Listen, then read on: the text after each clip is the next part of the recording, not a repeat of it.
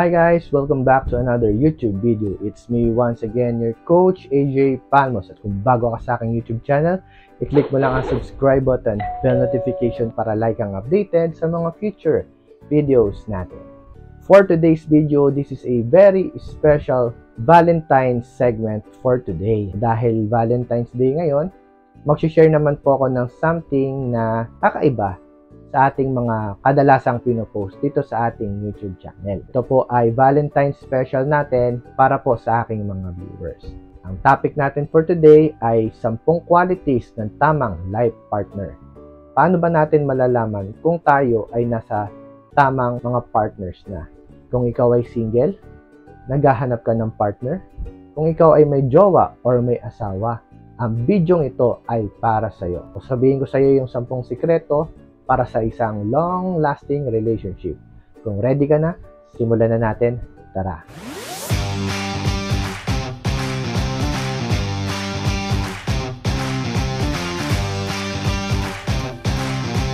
Ano nga ba ang sikreto ng long-lasting relationship?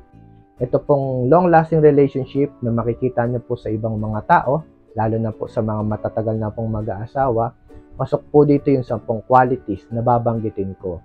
At isi-share ko po yung sikreto na yan ngayon. Number 1 is love and respect. Number 1 po talaga sa isang long-lasting relationship ay ang love and respect. Yung love, common po yan kasi bago naman kayong pumasok sa isang relationship, of course, dapat meron po yung love. Pero yung love po na may respect. Yung respect po kasi na-earn po yan dun sa ating life partners.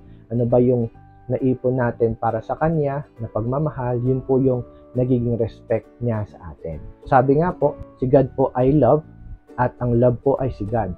So kung meron po tayong love and respect, tayo po ay nakay God.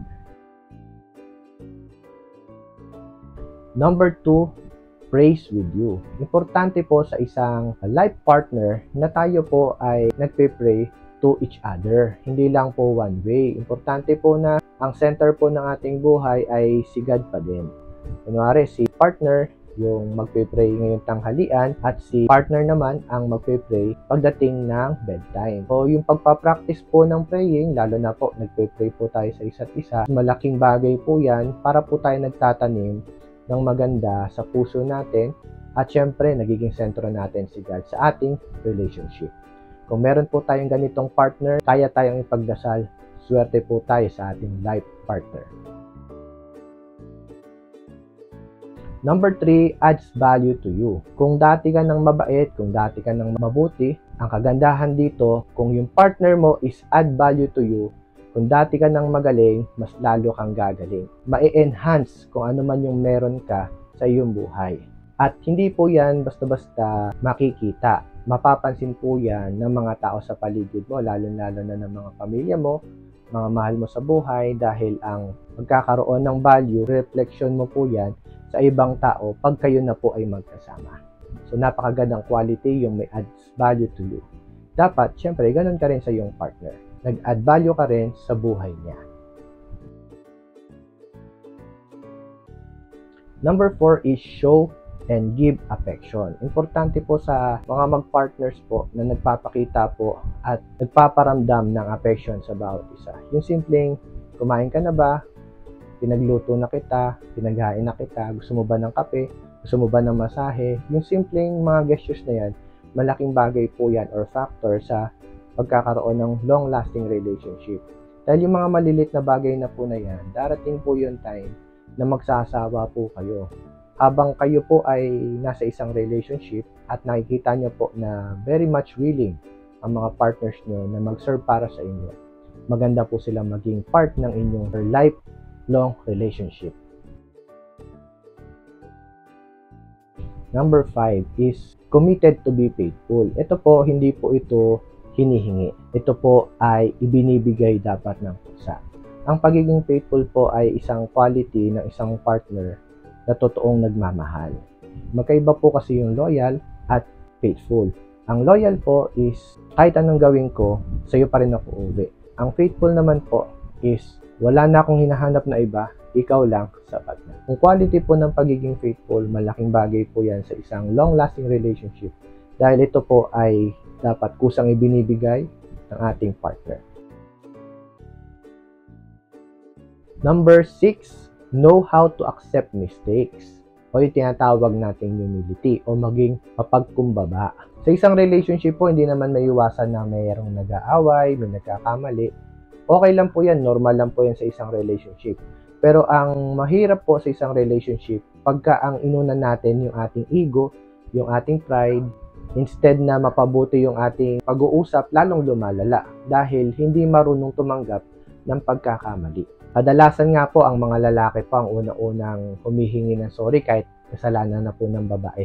Minsan, okay lang po yan. Magandang relationship ay hindi po nila tinatapos yung buong araw nang hindi po sila nagkakaayos sa kanilang hindi pagkakaintindihan. Kung meron po kayong kakilala na hindi marunong tumanggap, baka wala ka pa sa tamang tao.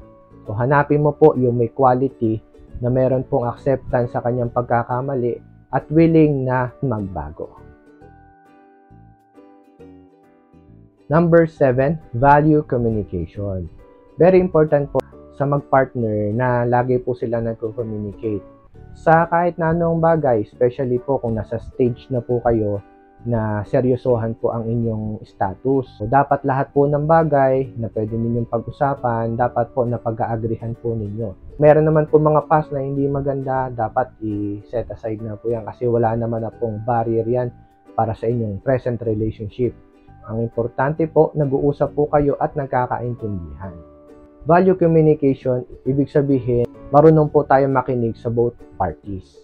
Kung merong mga bagay na hindi pagkakaunawaan, pakinggan ang side ng bawat isa, mag-agree halfway para po magkaroon po ng agreement. Ang magandang relationship po ay nagsisimula sa magandang communication. Kahit sang bagay naman po wala naman pong magiging matinding problema or away kung napag-uusapan po ng maayos. Lalong-lalong ganon pagdating sa ating relationship. Or ang partner mo ay binavalue ang communication, swerte ka dahil nasa tamang tao ka. Number 8 is show mutual love. Sa isang relationship po, hindi pwedeng one way lang ang love. Dapat give and take po yan. Aralin po natin ano ba yung love language ng partner natin. Halimbawa, ang love language ng partner mo ay quality time, yun ang ibibigay mo sa kanya. Kung ang love language naman ng partner mo ay physical touch, yun din naman ang ibigay mo sa kanya. Dahil ang bawat isa po, meron po tayo tinatawag na love language.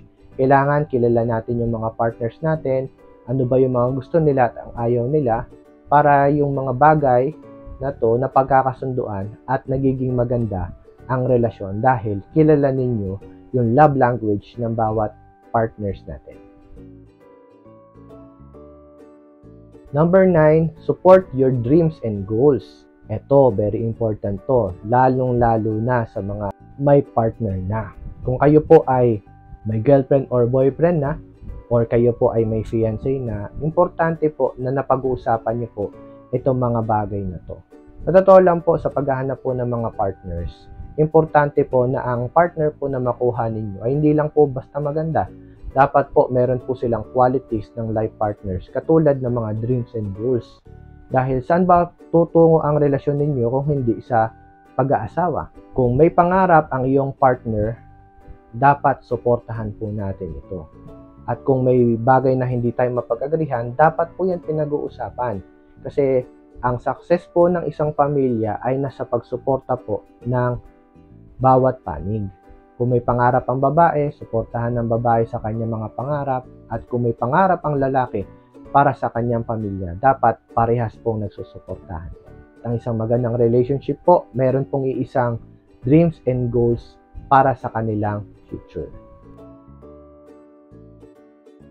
Number 10 is who will be there for you in any season. Napakaganda po netong number 10 na to. Meron po akong isang tao na kakilala na gandang gawing example. Ito po yung senaryo. Si lalaki po ay mahirap, si babae po ay mahirap din. Si lalaki po ay nangangarap ng mataas. At si babae naman po ay nakasuporta sa kanya. Si lalaki dumaan po sa mga ups and downs ng kanyang buhay. At sa up and downs na yon, kasama niya po ang kanyang girlfriend. At ito po yung sinabi ng girlfriend niya na nagpatindi sa kanyang desire para magpatuloy at para maging successful. Han, kahit anong mangyari, nandito lang ako, so suportahan kita, hindi kita iiwan. Masarap siguro magkaroon ng life partner na ganyan ng commitment, no? Kahit ano yung pinagdadaanan mo, kahit nasa putikan ka, di ba? Kahit nasa pinaka mahirap na parte ka ng buhay mo, yung tamang life partner mo, hindi ka niya niiwan. Kasi naniniwala ako, hindi kayo kayang pag-iwalayin ng tao dahil pinagsama kayo ng Diyos. At ito ang ating 10 qualities ng tamang life partner. I hope napasaya ko po ang inyong Valentine's Day. Kung nagustuhan mo tong video na to, i-share mo po ito sa iyong mga kakilala na kailangan din po marinig itong 10 qualities na to. Pwede nyo rin pong i-like yung ating video at mag-comment po kayo kung meron pa po kayong mga topic. Pwede nating gawa ng videos na kapupulutan din po ng aral. Maraming salamat po sa inyong panonood. Once again, my name is Coach AJ Palmos and see us again on my next video. To God be the glory. Bye-bye.